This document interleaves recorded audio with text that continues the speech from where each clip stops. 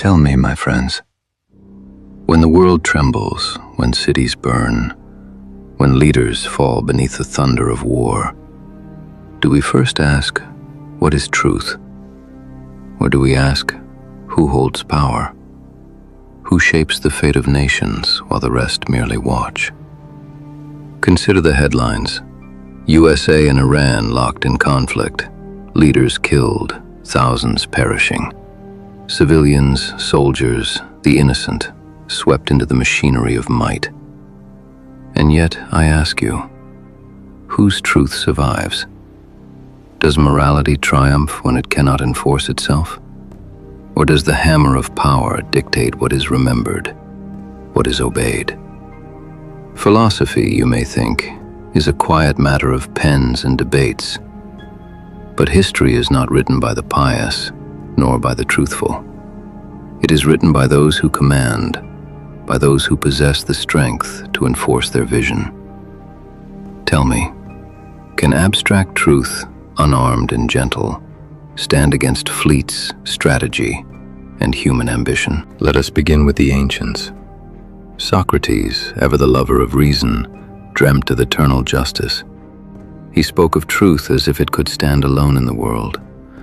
And yet what became of him? He drank hemlock. He perished because his moral vision lacked the muscle to defend itself.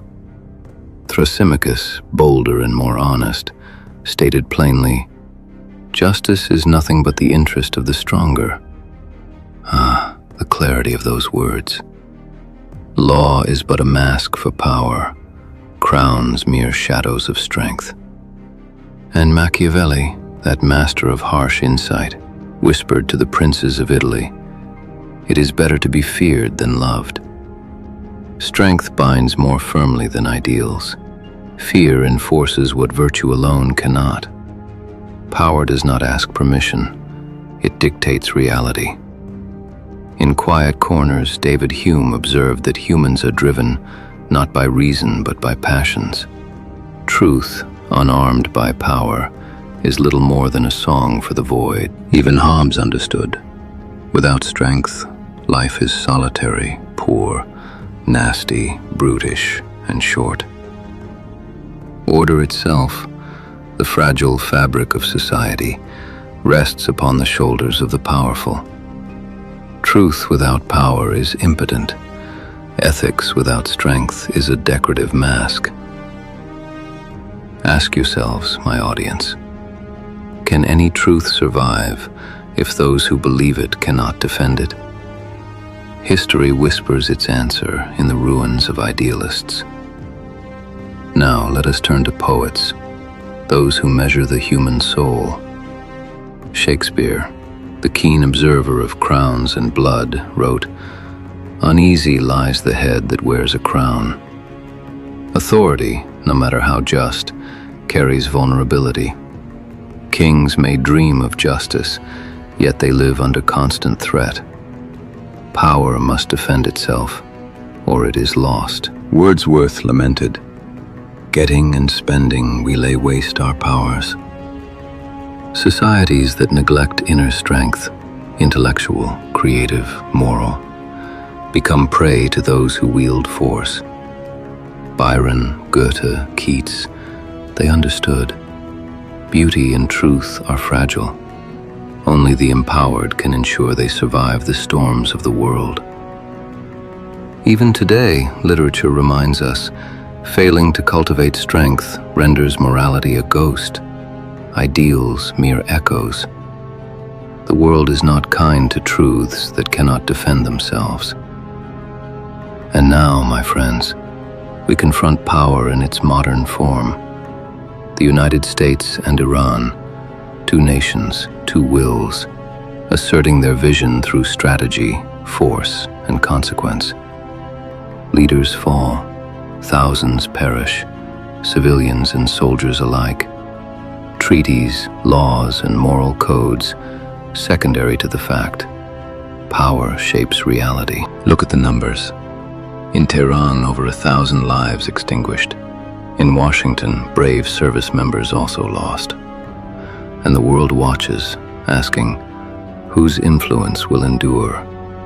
Whose actions will shape the next chapters? Answers are written not in speeches, not in resolutions, but in rubble, in fear, in the orders now obeyed. Notice this. Truth alone could not protect these people. Morality alone could not alter the outcome. What mattered was the capacity to act, to project strength, to impose will. Power is not good or evil. It is decisive. It shapes outcomes, and it shapes history itself. Ask yourselves, are we cultivating the capacity to act, to wield knowledge, creativity, courage, and strategy as instruments of influence? Or do we admire ideals from the sidelines, powerless to enforce them? The lesson is clear. History favors those who can translate vision into power. And now, the eternal paradox. Power is divine, more so than abstract truth. Poets, philosophers, strategists, they all recognize this, even if they hesitated to speak it plainly. Strength transforms principle into reality. Knowledge, courage, creativity, these are not mere virtues. They are the tools by which truth survives the trials of the world. Without a restless pursuit of mastery, intellectual, strategic, creative, physical, faith is ritual, philosophy idle chatter. History rewards those who assert, who shape, who enforce. Power is the crucible in which truth is forged, the mechanism by which ideals endure.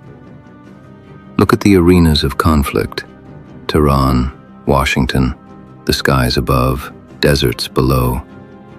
Neither morality nor truth alone determines outcomes. Only the capacity to act, to influence, to wield strength decisively, transforms potential into reality. And when the dust settles, treaties are signed, narratives are rewritten, it is strength that dictated the terms. So I ask you one final time, fellow observers. Will you remain passive, admiring virtue from your armchair? Or will you cultivate the powers, mental, creative, strategic, physical, that allow your convictions to shape the world? Only those strong enough can make truth endure. The world bows not to ideals, but to those who wield the might to enact them. And this, my friends, is the divine law that underpins all human existence.